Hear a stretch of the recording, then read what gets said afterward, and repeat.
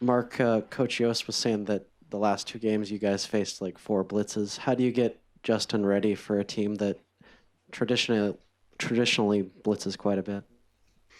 Yeah, that their numbers are down a little bit in terms of volume of pressures, but still substantially more than probably anybody we played by, maybe double. So they had some different approaches to some opponents. And so we'll have to figure that out obviously early, kind of what their plan is against us, and adjust accordingly. For the most part, did a decent job of recognizing stuff last year. Didn't execute it always how we wanted to, but just of keying into how they bring it is kind of job one. So you know the right hand side of the room. With Charles Nelson playing solely offense this season, how has it affected his productivity to be able to focus on just one side of the ball? I think he's been fresher. I think the mental fatigue of trying to learn all those things, and including special teams in there as well. I think that's enabled him to be more confident in certainly in offensive production, and how we've used him, and then also in special teams. Last year, you guys used sheets against ASU. David Yost was joking that you guys are going to use smoke signals this year. Have you guys? Why do you? Great. Is that something that you guys think about ahead of time in terms of how you're going to try to protect against ASU potentially stealing signals? Yeah, it's certainly something you have to think about ahead of time, because you have to practice it. You have to work on the smoke signals. So we'll have to use something else now that you've given it up. But. Andrew. What was the origin story of the white sheets? Tyler Osborne was saying you guys were kicking them around, that idea, and a bunch of bad ones got shelved, and you went with the PVC pipe and the white sheets. Who came up with that idea, and would you use them again this week? I don't recall, and I don't know. I just feel like I'm testifying before Congress, but I can't remember. We went through several different variations, but it was mobile and lightweight, useful, functional, and we'll hopefully have something as effective this year. Do you remember were they more of a nuisance, if anything, when you were actually calling plays? Was the team able to still get the play signal in on time? I don't recall them being a nuisance for us. No. Non-cheat question. Feel bad. I'm killing the sheet conversation. With Justin Herbert, I know that guys have thrown out, not necessarily like a direct Marcus Mariota comparison, but they've said that he does some things, or maybe in some ways reminds him of Mariota.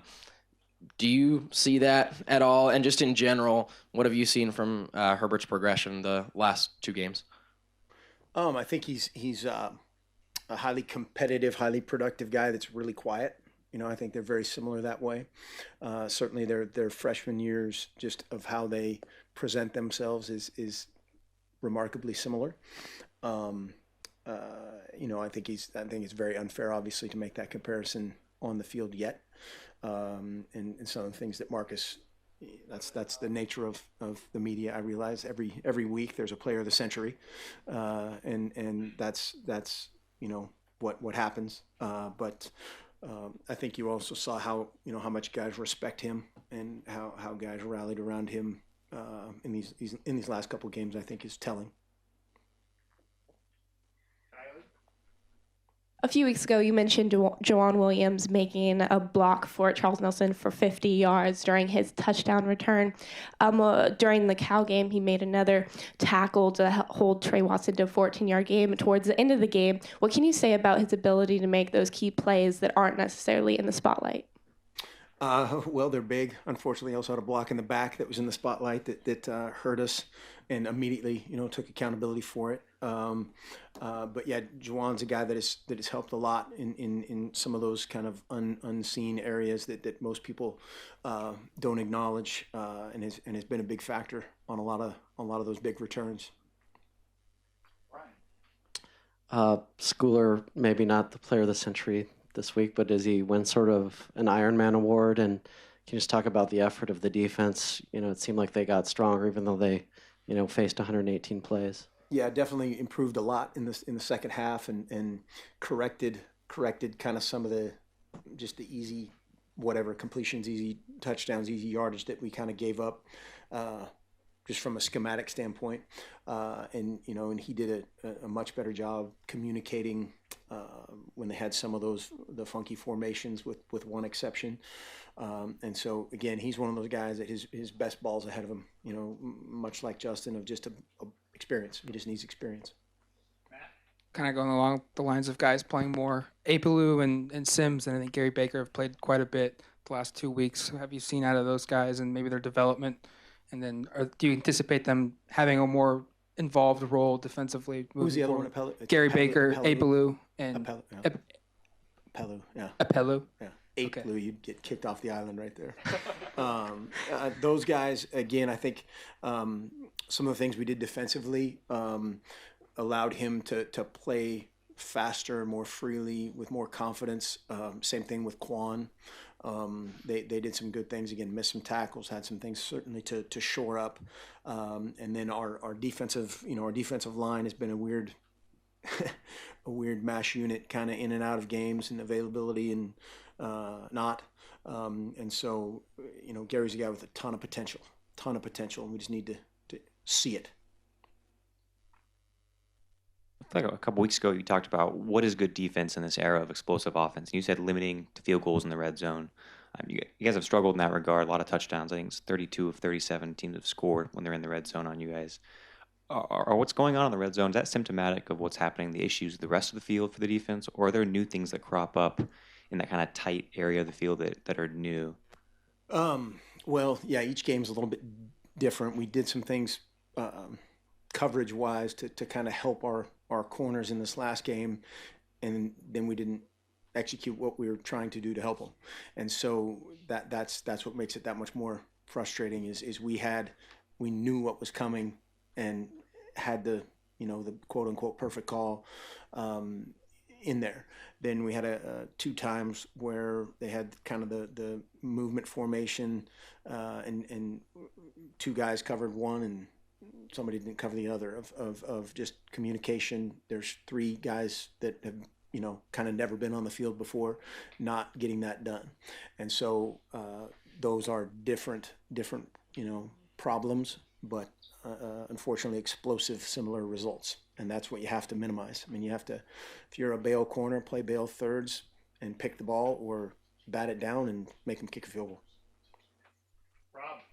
I think you're the only defense with two freshmen, 1-2 in tackles. Fair to say that's a good news, bad news proposition to be in that situation right now?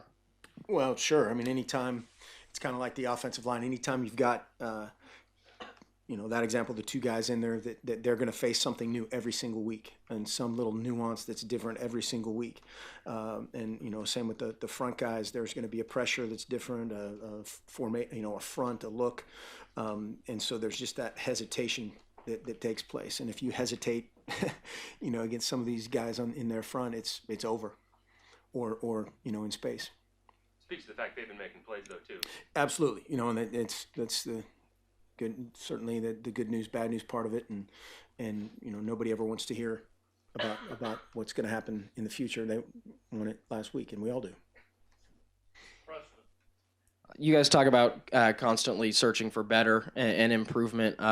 Just curious, how do you measure progress with this team? I mean, I know that obviously, fans just see yards or wins and losses or whatever, but how do you kind of measure the progress that you guys are making? Yeah, I mean, it's obviously different within each position group or each individual. How hard guys have worked, how they've continued to play hard is a good sign.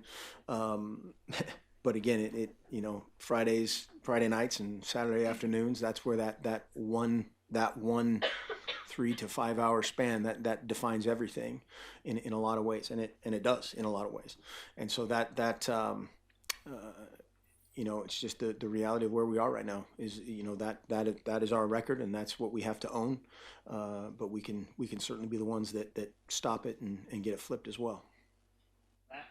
when you sign guys, typically you normally want them here 5 years, 4 years, but sometimes in reality that's not the case. Guys leave for various reasons or have to retire.